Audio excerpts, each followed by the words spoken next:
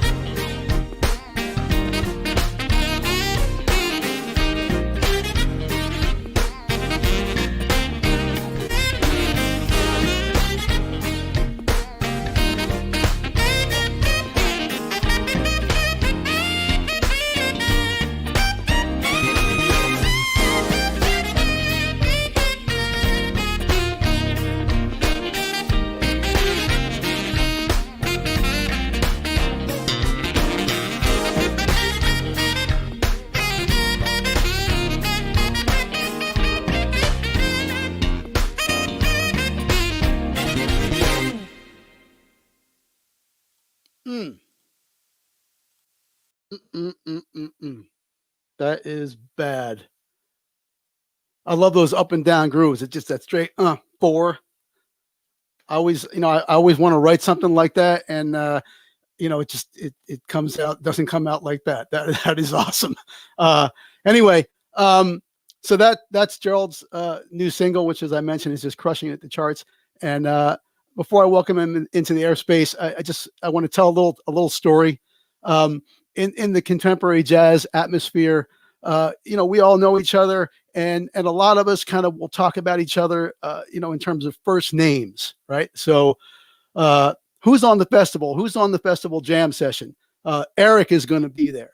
Everett might be there. Nelson's going to be there. My guest tonight doesn't even need his whole first name. It's G. Who's going to be there? G is going to be there. We know who that is, right? G. Don't even need the rest of the name. So, on that note, ladies and gentlemen, let me welcome into the airspace the one and only Gerald Albright, masterful musician, consummate gentleman. Here he is. Gerald, welcome. Andy, thank you for the invite, my friend. How are you? Great to see you, man. Fantastic to see you. You're looking well. You're looking happy. Very happy, very well. Great, man. And thank you for that wonderful introduction. Oh, well, as I've done here for many weeks, man, I tell the truth, and when you see me being exuberant, I'm a terrible actor, right? So if that's coming off of me, it's the real thing. Anyway, so you got the new EP, you got the single crushing it. That's fantastic. I wanted to ask you about this. I'm interested in the have you done an EP before, or was that a choice about this time? Is that a thing of this moment? Very first EP, and it was a choice about this time, this moment. I hadn't done an actual solo record for a while, so with the pandemic in mind, I just wanted to release a few tunes that was kind of like feel good music to hopefully uplift my audience and the globe, whoever was willing to listen. Right. And so we just went with the 3 songs that we thought were the strongest, and lo and behold, G Stream, and it's doing very well. That's fantastic. That's great, because I'm interested in that, because things are flexible, right? And the whole notion of how we release music, how it's purchased, how it's heard is constantly evolving. So, I just did a whole new record with 10 songs. I love doing that, but it's laborious. It takes a long time, and nothing says that that's written in stone for the rest of time, for the rest of history. So it's interesting to see you do this, right, from a creative perspective. And great that it's all doing so very well. Now, I see, the bass guitars in the background. Were you playing bass on that track? Yes, I played bass on the entire EP. Unbelievable. And I'm very proud of this particular venture, because out of 21 records, this is the first one that I actually mixed. Did a formal mix. I mixed all 3 songs. Stop it! Stop. Like by yourself? Yes. Okay. I took a stab at it. It was kind of a COVID thing. I'm at home and had the opportunity to kind of test what I hope would be my talents. And I used to do up till this point, a lot of rough mixes that sounded good and felt good. But I said, well, let's take it the next step and see if we can do it formally. And being at home, with all the time in the world, God willing, I decided to take a stab at it, and I'm really happy with what came out. And, I won't. Yeah, you should be. I won't dive down into that too hard. But mixing is its own beast, and so you, in terms of your rough mixing history, you studied that. You put some time into the EQ and compression game, and I mean, you didn't just start now and get that result, right? Like there's some No, there were several chapters, Andy, that led up to that. I would hope so. Otherwise you would have to be deemed a savant. Exactly. And it doesn't hurt to sit side by side with some of the best engineers in the business too. And you're just kind of like a fly on the wall and just learning and absorbing. Right. And so that was instrumental as well. Right. Very true. Well, and it's amazing that you're playing bass, and I've been made aware that like playing bass that's something that you actually will do professionally. Is that correct? Yeah. I mean, it started out back in college where I I went to a jazz festival called the Orange Show in San Bernardino, California, which it was an annual festival about 20 minutes from the college that I went to, which was the University of Redlands. We're talking all California now, West Coast. Right.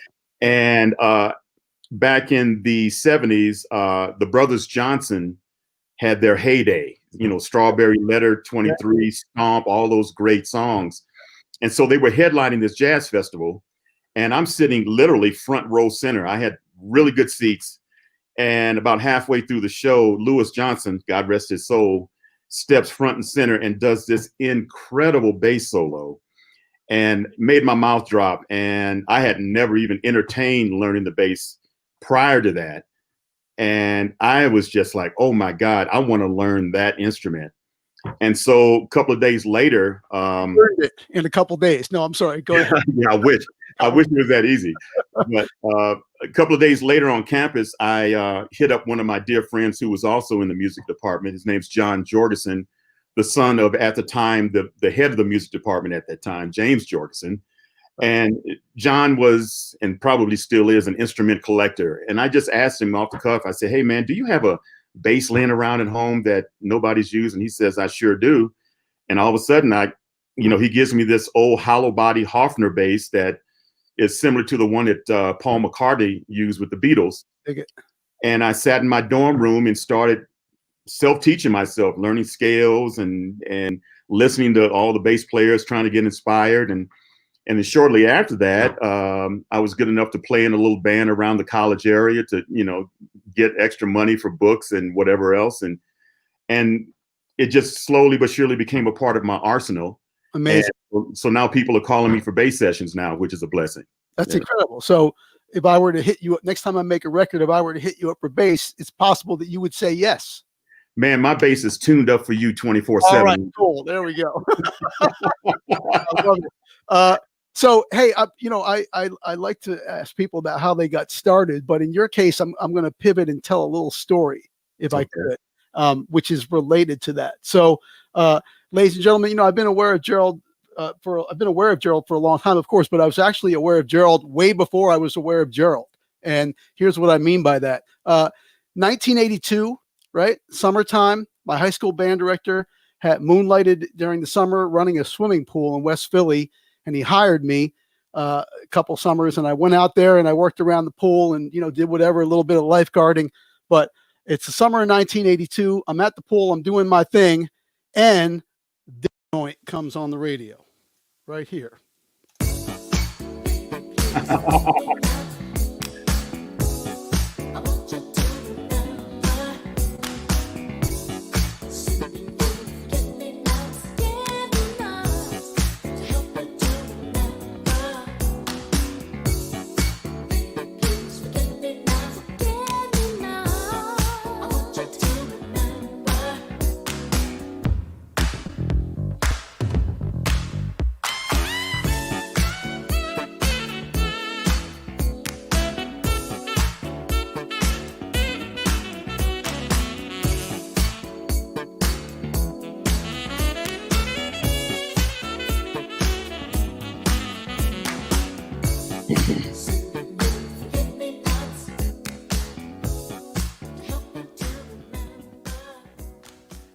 Wow, you took me back.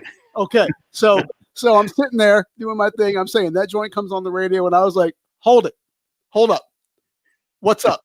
Who's that? Because I was and am, of course, a fan of the pop song saxophone solo, the 8-bar saxophone solo. That moment, we don't have to go into that whole road, but that's a thing I love, right? And I'm like, who is that? That's a high C, right? That's beautifully executed altissimo. It's melodic. The time is swinging. The ideas are beautiful. It's in tune. Who the blank is that, right? And it wasn't like you could go on the internet and just type it in and find out who it was, right? So I just decided in my mind that it was Ernie Watts, right? I put that in my mind for a long time that it was Ernie Watts, and then at some point I learned no, it isn't Ernie Watts. It's a very young Gerald Albright, right? 24, 25, something like that when you cut that over. Yeah. 23. Okay, so that's to get into how you started. Like, I'm assuming that was a breakout moment of a sort. from the saxophone perspective? Andy, as you describe it, you're taking me right back to Conway Studios, where I had this old Selma tenor with Patrice Rushen in the studio. And Conway Studios was, I think it's still around, one of the landmark studios in the Los Angeles area. And, Patrice brought me in to do this 8-bar solo. And that happened to be the first take of that particular song. And she said, well, I think we got it, but, do a few more takes just to make sure that we got it. And I did, but she wound up doing that particular take. And I don't know how it could be otherwise, right? Like that's a perfectly constructed 8-bar saxophone solo. That's a beautiful thing. And first take, God bless you. But, on the other hand, like, as oftentimes it's in those first few takes that alpha wave thing happens and the real best of you happens. Hopefully, from an idea perspective, hopefully you combine that with good pitch and time and execution, to all match that idea inspiration. And you did all that in that case. So you were 23. How did you end up with Patrice at that young age? Like, I guess that's what I'm interested in. Like, from you coming from college, you've got the skills that you have. So you run into Patrice. That song happens. Now you've got a saxophone solo that's all over the airwaves at that very young age. Right. How did you come to her? How did that go down? Well, a lot of people don't know that Patrice and I went to the same high school. Okay. She was a year or two ahead of me, but we played in the same music department. And she knew of me. I knew of her. And after I went off to college and graduated, I'm embarrassed to tell this story, but I'm going to anyway. Tell it, man. Tell it. So I graduated in 1979 from the University of Redlands, and I'm working at Woolworth's department store as an assistant manager trainee, and working 48 hours a week for chicken sandwich money. Right. And it was just something that it got really boring really fast. And I don't know, the gods aligned and the stars aligned. And all of a sudden I got a call from Patrice Rushen, who now has this hit record on the radio, Forget Me Nots. Right. And she's ready to go on tour. And she says, Gerald, I'm going on tour and I would love for you to be a part of the tour, And so I did. But here's the deal. Mrs. Hutchins, who was my boss at the time, I had to give her legally 2 weeks notice. And, in the music world, there's no such thing as 2 weeks notice. It's like, you know what I'm saying? Yeah. So she knew when she hired me that I wasn't going to be there. I'm not trying to make a career out of Woolworth's department store, man. Right. So she was very understanding. I told her, look, this is happening like now. I can't give you 2 weeks notice. My apologies, but this is like my passion. This is what I've always wanted to do. Right. And that was my very first road tour. And it all stemmed from, to answer your question, knowing her from high school. Right. And subsequently, going on tour with her, playing both bass and saxophone with her, depending on what part of the tour I was on, and doing recording sessions on her solo records after that point. So, and that's when my name started to kind of get around town. Right. And I would do a lot of recording sessions, and the producers or the artists would say, "Give me that sound that you gave Patrice Rushen in that 8 bars." It's like, I'll try. That's the way those things so typically happen, right? Like there's just a lot of fortunate events kind of conspiring to launch you. Yeah. And it's no surprise that with that solo on the radio, right? And being a professional person, a charming individual, a good businessman, like you're going to go, right? So I'm assuming that in the years after that, right, for the remainder of the 1980s, I mean, I know this for a fact, but you did a lot of work. You got involved with a lot of other artists. Like you launched off, and that was it, right? You did not go back to Woolworths. I did not go back to Woolworths. If I did, it was to buy bar soap or something and keep it rolling. But yeah, from that point, it was just kind of like road tour after road tour, and it was a really nice ride. The only thing that was challenging was being away from home so long, because back in those days, it wasn't like we do now, go out for a weekend, do a couple of gigs, come back home. You would have like 2-3 month tours. Right. And in some cases, I would be out for 4 or 5 months if we were doing both a domestic and an international tour. Right. So that was the hard part, just living out of a suitcase and hotels and whatever food you can find at the time.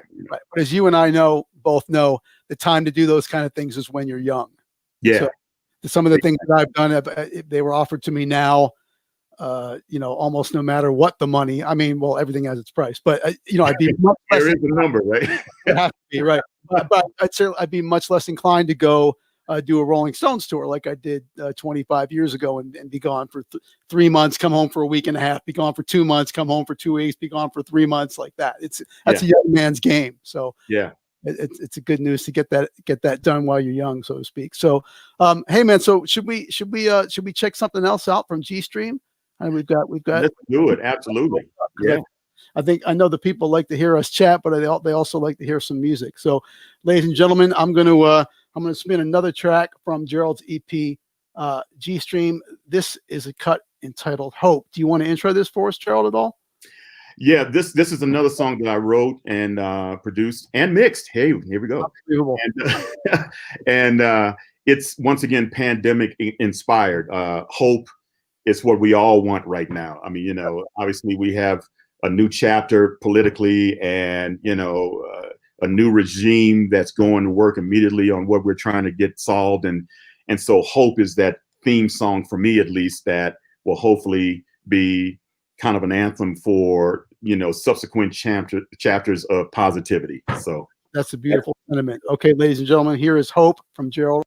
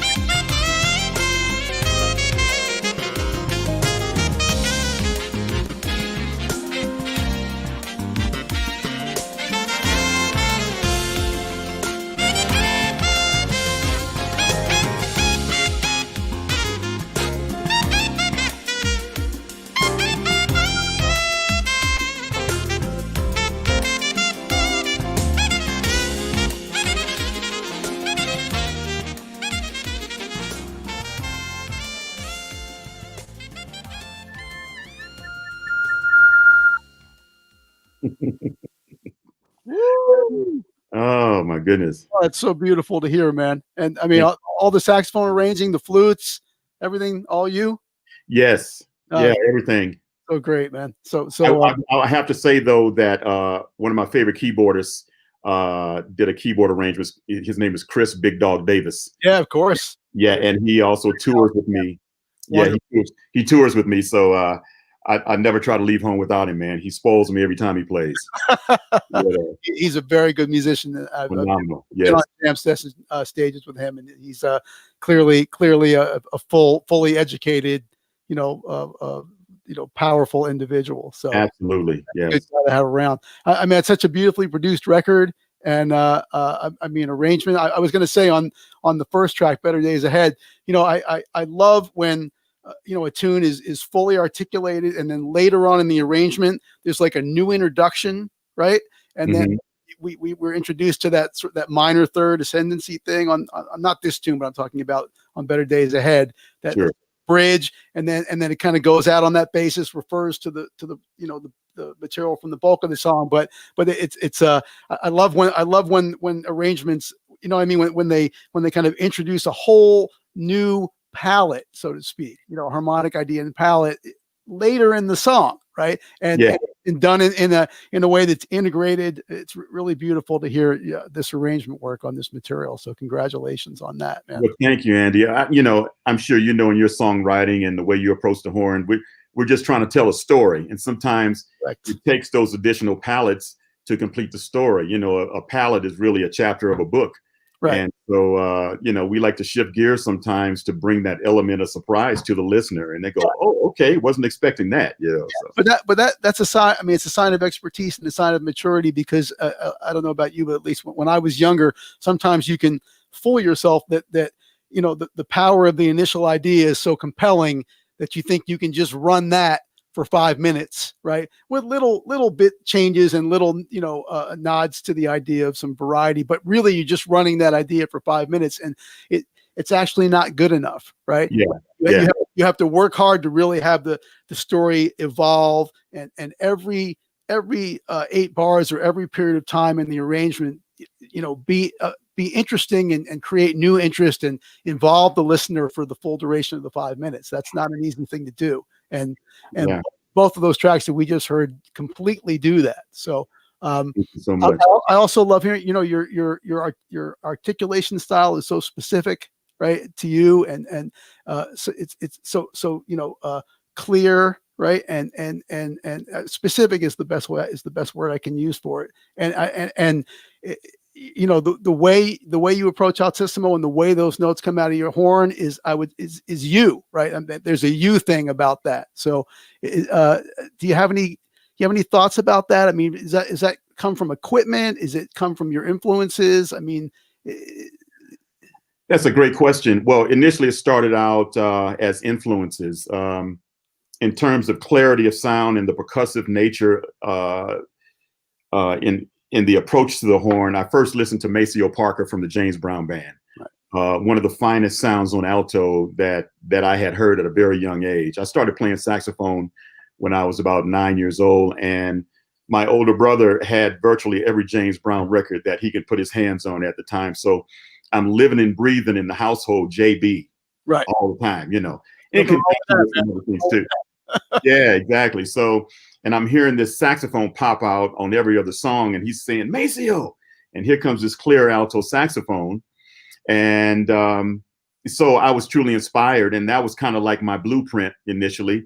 And then later on, as I developed a little more clarity in what I wanted to do, I was introduced to Cannonball Adderley. That's what I figured. Yeah, and there's a lot of Cannonball in my sound. Every time I hear a Cannonball record, I say, well, let me go back to the drawing board. I got a lot more homework to do. Yeah, that's unsurprising. I mean, you are absolutely you, but I hear the Cannonball thing, running through you, and that I mean, what better influence could you have than that? I mean, just fantastic sound, dexterity,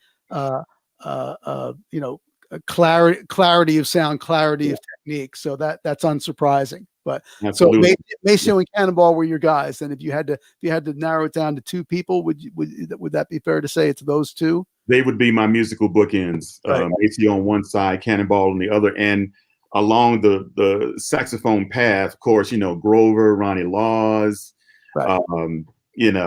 Just a plethora of other players that, I didn't really totally hone in on. I appreciated their sound for what they did, but I was inspired by their approach. And, as they say, you can't make a pot of gumbo without seasoning. And all these guys are just seasonings, and you're just dropping different seasonings in the gumbo to get the flavor that you want. Right. I find that the successful results come from that kind of story, right? It's like they've got their main bookends or their main pillars, right? Right. They really go deep on those 2 or 3 guys, but not only that, because if it's only that, you end up with folks that sound too much like their heroes, right? They don't develop their own voice, but exactly. the successful outcomes are 2 or 3 guys like that, and then a whole bunch of like paying attention to other things that come past their ears, right? Exactly. And like you said, you there's not enough time to go deep on everybody, but you're paying attention. You hear those things, you note them. They get in your firmament, right? And they allow you to design something as a natural course that ends up being you, right? It's the sum of those major influences, and then it's made you by all those minor influences. Exactly. So that's cool. That's a great story. Well, hey man, I know you're generous with your time. I want to give the folks in the space the chance to ask some questions. So my man Daniel Chi is behind the scenes in Singapore. Daniel, do you see any questions that are worthy of our guest G? I love that rap, by the way, that you only need 1 letter to be known, man. You don't need your whole first name. Daniel, where are you, buddy? Maybe we don't have. Oh, there he is. All right. Here's from Paul. Hey, Gerald, when I was playing a Rob Mullins band, he told me that back in the day at Bon Appetit, he had you both on Wilton Felder on the gig, and one set you would play sax and Wilton would play bass, and then you'd switch. Is that true? That's very true. Rob Mullins, man, a heck of a keyboard player. I haven't seen him in years, but I was very blessed to play with him on both axes back in the day, man. And it was inspiring because his book was very challenging. He was all about notes. He was very passionate, and his story was told through his music too. But man, a lot of stuff was upbeat and a lot of riffs, and so you really had to woodshed on his book. You couldn't just jump up on stage and just sight read. Play a groove, right? You couldn't just get to, right. That's awesome. Yeah. That's so cool. I'm envious of that, man. I really do I do just one thing very well, and I play a lot of other instruments, mediocre down to poorly, I would say. But oh, please. I'm dead serious. But that must be fun to have a pat, to feel your power on 2 completely different and distinct instruments, right? Yeah. Bass and saxophone. That must be cool. It's fun, and you have to know on that note and on that merit, Andy, that I'm a true fan of your sound as well. And I got a little story for you. Early 90s. I'm going to say 1994. I'm in my garage at my home in Los Angeles at the time, and I'm cleaning out the garage. I'm an organization freak, man. I'm a Virgo, so everything has to be organized. And got music blasting, pass the time away, and this song comes on the radio, and there's this alto that is just soaring and singing. I'm like, it stopped me in my tracks. And the announcer said that was a tune by Bob James called Restless. Yeah. And man, I have to say that it's like, most guys would understand this. You peed on the track.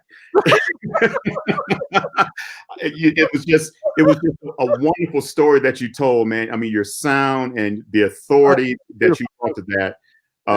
That was my introduction to you, and I've been a fan ever since, man. So that's so beautiful.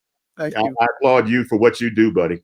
Thank you very much. That's beautiful. I love that story on a couple levels. That both you heard me. That's amazing and powerful for me to know.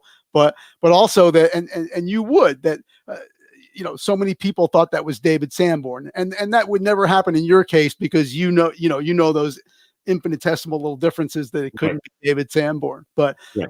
I love that it landed on you in a distinct and separate way from my influence. You know, one of my major influences, which was David Sanborn. So yeah, well, you can hear that strongly, but you know, in the first few notes, I knew it wasn't David, obviously, Right. because we're used to listening to horn players all the time.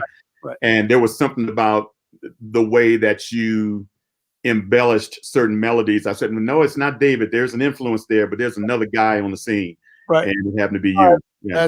That's you're making my night, brother. Thank you. My pleasure, man. It's genuine. It's really genuine. So, all right, here's Daniel. Fantastic. As how do you manage your time to be as proficient as you are and have a voice on each horn? Do you practice all of them every day, or one of them help the other?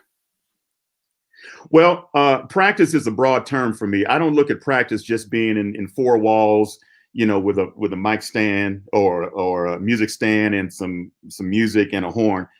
Practice is done on the gig. Practice is done in rehearsals. Practice is done in the practice room. So yes, I'm practicing all the time because I'm learning all the time. Right. And because of the passion for certain instruments that I just truly love. Yeah, I did put in the time to do my best at mastering all of them. I have a love for flute. You know, I listen to a guy like Hubert Laws and I go, oh my God, man.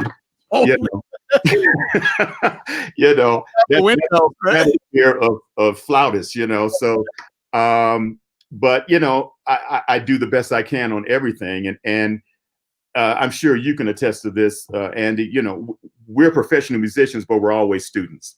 Absolutely. I don't know a professional musician yet who has said to himself or herself, okay, I've learned everything I need to know. No. You know, it's always another level, you know, and absolutely, it's a beautiful thing. So to answer this gentleman's question, yeah, you just got to put in the time. There's really no shortcuts in doing what we do. We're always, you know, trying to put more seasoning in the gumbo. Right. Yeah. Absolutely. Here's a question. I'm gonna. Sorry. Okay, Daniel, you go ahead. You go first. Hey, BG, where's that Barry? Set up. Do you still play it? I met you a few years ago at Java Jazz, and you asked me how tall I was because I told you I played Barry on the CD I gave you. You know, Roxy's from Philippines, and she comes every week, and she asks every guest of mine, do you play the baritone saxophone? Because Roxy is a baritone saxophone player. So awesome. She knows, she sees the baritone. She knows the answer in your case. But anyway, you obviously still do play it. It's right behind you. And what is it? What's your setup? Well, it's depending on what I'm doing. I mean, I have a Theowani Dada metal mouthpiece that I use for certain things, and then I also have a Jody Jazz mouthpiece that's a little more open sounding, has a little more edge to it. The Theowani is a little more even and a little more warm sounding. So it's just depending on what I'm doing at the time. I use nothing but Cannonball horns. That's a Cannonball baritone there, and you can't see my other ones, but I have a line of signature horns through Cannonball, called the Gerald Albright signature horns. I have a signature soprano, alto, and tenor that I truly love, and they're just great horns. And the company itself is a great company to be associated with. The staff and the owners are just unreal. And they're celebrating 25 years of being in business right now during the virtual NAMM show that's going on as we speak. Right. But yeah, that's my setup. And then I use Leger reeds, signature reeds. I haven't played reed cane in a long time, man. It's been years. And I really like the way they respond. So yeah, I that's amazing. Tom Scott was telling me that. I mean, I'm blown away that you guys get those kind of results. On synthetic. It's amazing. And it's a testimony to the fun. It's a fundamental idea. There's a million ways to do this, right? And what you can't conceive of, some other guy will do in an effortless kind of way. So fantastic. But exactly. Well, everything when it comes to equipment that we use is very subjective. It's not like across the board equipment for everybody. No. And the synthetic reeds work for me, and that's across the board from soprano all the way down to Barry. And I'm just really enjoying it. I like the low maintenance aspect of I can imagine that, man. It's horn behind me. I got a read on there that like it's a great read, but it's about to fall apart. You know, I hate that, man. I gotta find another one and do that whole Yeah, thing. Oh. yeah, exactly. I wanted to make sure to mention that you've got a new website. I know because I spent some time there myself, and CDs are. It's a fantastic website. Lots of things to see and check out, and CDs are available there, right? Yes, about a month and a half ago, I opened the Gerald Albright online store. It's a blue button right there on the website, and I have 4 titles that may or may not be available in on other platforms that people can purchase singularly or as many as you want. And then I offer a bundle of 4 CDs. And I autograph them and ship them right out to you. So autograph copies are available too. Yes, absolutely. That's amazing. That's fantastic. All right, well, I wanted to make sure to bring everyone's attention to that. Daniel, I saw a question. There we go. There's Rob. Hey, G, could you talk about your Phil Collins big band time? I find you're against all odds solo. I assume that it's about perfect and inspiring every time I hear it. How many ideas do you have before soloing? How many ideas do I have before soloing? Wow. How did you end up with Phil? And there's a bunch of different questions in that one question. So. Well, a lot of people don't know that both Phil and I were both on Atlantic Records back in the day. And Arif Mardin actually suggested me to go on tour with Phil. Amazing. This initially was on his pop tour.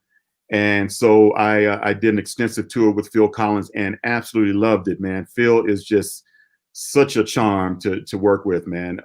Great experiences. I've never played for crowds that big, sometimes 70, 80,000 people. It is shocking, isn't it? Oh my God, man. And I'm standing on stage performing. I'm like, these 80,000 folks came to see this one guy.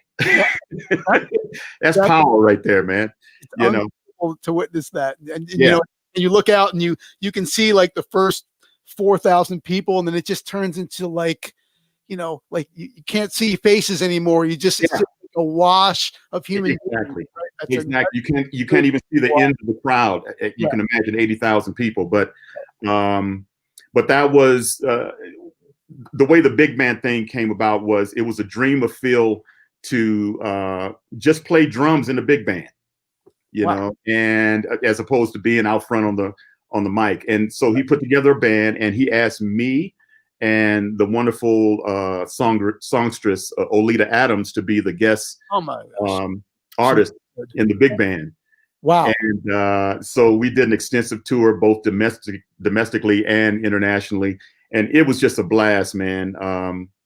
Just great players. And to see Phil Collins in that particular setting, just playing drums. I mean, he did come out and sing a few songs at the end, because everybody during the course of the show was like, sing my song, he couldn't leave the stage without singing one song. And he can't sit behind the drums the whole night and wave. Exactly. Right. So exactly. So it was rewarding. And what came out of it, from one of my second traditional jazz CD, called Giving Myself to You, I wrote a song called Chips and Salsa. And the Hot Night in Paris album, which reflects the Phil Collins big band, he wanted to do a big band arrangement of that song. I had initially done a small ensemble recording. And so Harry Kim, who is a fine trumpeter and a horn arranger, did this wonderful horn arrangement for it. And we recorded it live. So I actually have a song on Phil Collins' Hot Night in Paris record, and it's just, I'm so honored to have that on the record. So I love my Phil Collins days, man. I miss them actually, because it was just so inspiring. The tours of that magnitude are they're an unbelievable. It's difficult to communicate that experience, right? It really is. And it's even better when you like the rock star that you're working for, right? When you find him to be a good person, that great person, man. And he was just, because he was a musician himself, or is a musician himself. Right. I mean, he was really concerned about us as musicians. He would come around, you know, everything okay, man? We good? Everything's fine. He was just always wondering if we were cool. And I thought that was such a special quality. Right. And it comes absolutely from the fact that he's a player. So Yeah. I found that on the Rolling Stones, Keith and Ron Wood and Charlie, you know, all players, and they relate to the players directly in a player kind of way. Right. In small moments, even though these guys are rock stars. And Mick less so. He was fine, but less so because he's not coming out of that player thing. But those guys that are coming out of being players from before they were famous, right? It's always part of them. Yeah, I think it's always part of them, how famous they get. So yeah, so that's really cool. I mean, you've done so many things in so many different facets of the business, man. It's such a great career story. It's great to hear about it. Yeah, it's been a real blessing, and you know, I just pinch myself sometimes, and you know, looking back over time and just seeing where I've been and what I'm doing now, and still at it, man. You know, I mean, there's saxophone players on every corner, but the fact that we are still in the game is a real blessing. It is a blessing. You know what I mean? It's a blessing. And it's a testimony to something, you know. Yes, it is. Yes, it is. Well, hey, we're in the remaining moments. I wanted to our plan was to spin the third and final cut from Better Days Ahead. Would you like to do that? Should we take a listen to Crazy? Yeah, Crazy was the first song that I decided to do for this EP. This is when I first started the EP, because it was about the beginning of the pandemic, or going into midsummer. I was like, what is going on? Things are going crazy. We're losing our country right here, man. Everybody's in total mayhem. And so I thought, even though the subject matter of the original song Crazy was different, the theme behind Crazy, and just trying to find some type of normalcy in what we were given at the time, it made me cover this song, which originally was cut by CeeLo Green. And so I just did an up-tempo, funky 4 on the floor original arrangement of it, and along with a dear friend of mine, James J. Rob Roberson, who is a multi-instrumentalist and great producer in his own right. And we came up with this rendition of Crazy. So we hope you enjoy it. Let's check. This is Crazy from Better Days Ahead. From G Stream. Sorry. Here's Crazy. Yeah.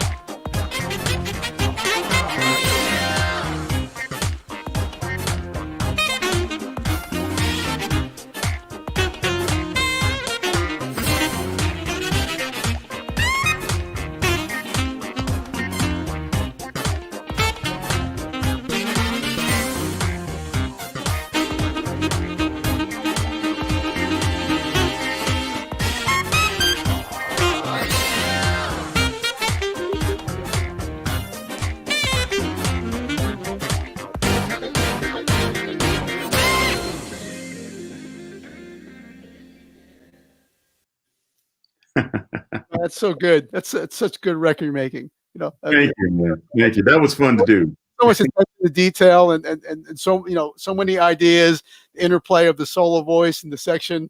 I almost laughed into the microphone a couple times. Kaboom! Right. That's so fun, man. So fantastic. Right. So we've got you for a couple more minutes. Thank you for your generosity of time again. Daniel, another question or two for Gerald. Throw them up there real quick, and then we'll say goodnight. If you see a particularly insightful question, Daniel, coming across your sphere, that's a good question. Some tips on your altissimo skill. I want to know the answer to this. What's your approach? Fingerings, method? Altissimo, a lot of people get real nervous when they try to approach the altissimo, but I'll put it like this. I'm a golfer, and I don't know if you play golf, Andy. Do you play? Poorly, like Okay. as with many of my instruments, but Well, one of the main things in golf is muscle memory, and it goes the same for music. I look at the altissimo register as just an extension of, or another octave of, what you would normally do in the body of the horn. That if you look at it that way, then it's just like another arpeggio, another scale, another interval or whatever, and it becomes muscle memory. Of course, easier said than done. I mean, you have to have the right setup, you have the right reed strength, right ligature. You got to make sure that your horn is sealing correctly so that you can hit those harmonics. I mean, there's a lot that goes into it.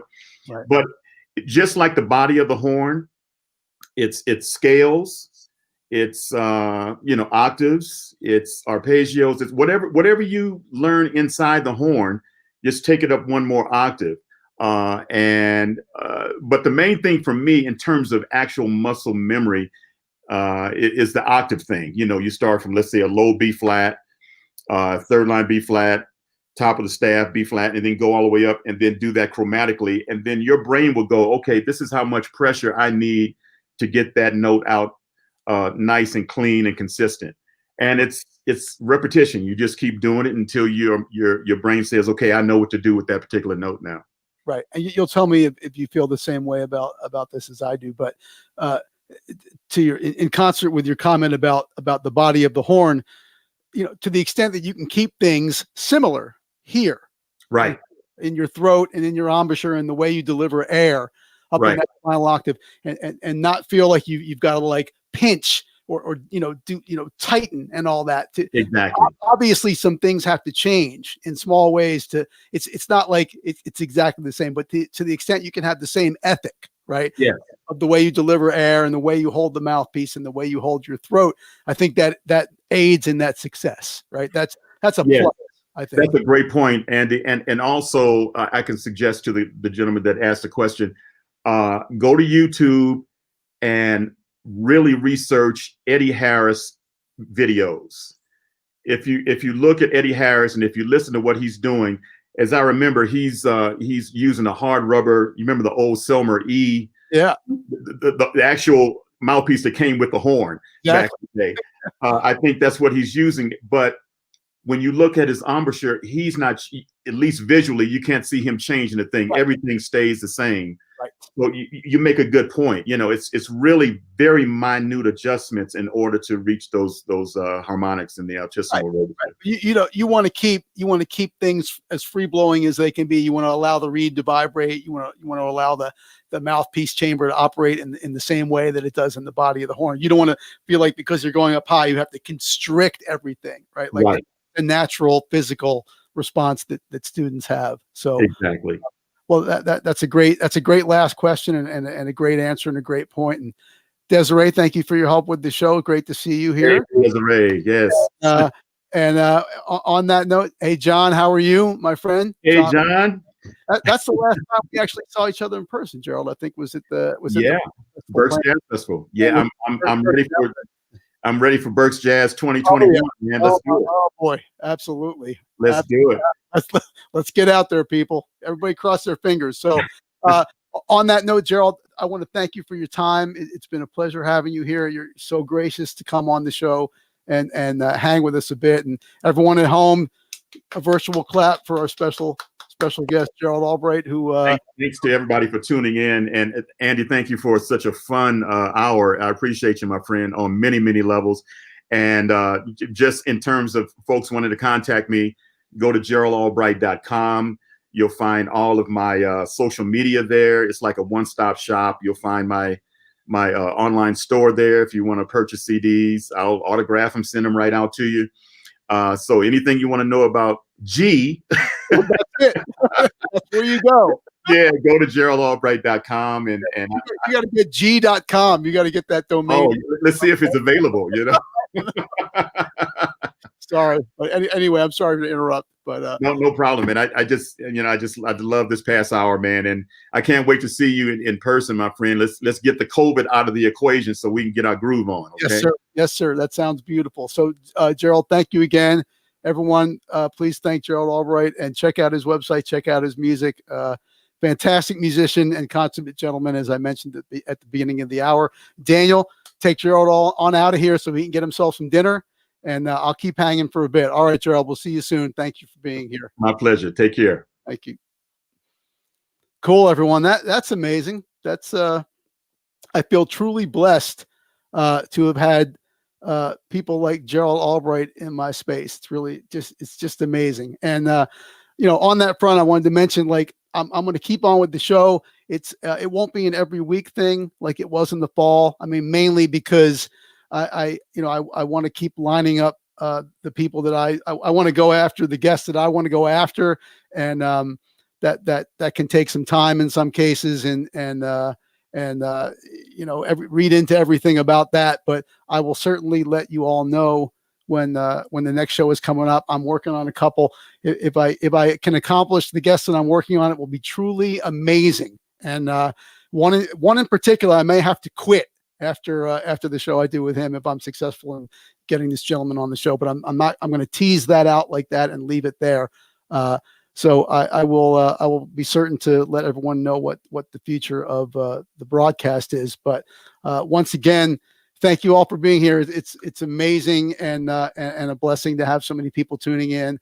Thank you, Wanda, and I wish you all a fantastic New Year and better days ahead for all of us, certainly. But anyway, we'll leave it at that. I'll be in touch, and hopefully before too long, I'll be back with another broadcast. And I thank you all again so much for being here from all over the world. It's truly an honor to spend time with you and a blessing to do this broadcast. It's so much fun. So anyway, I'll see you soon, and good evening, good morning, wherever you are. All right, Daniel, I'm out. See ya.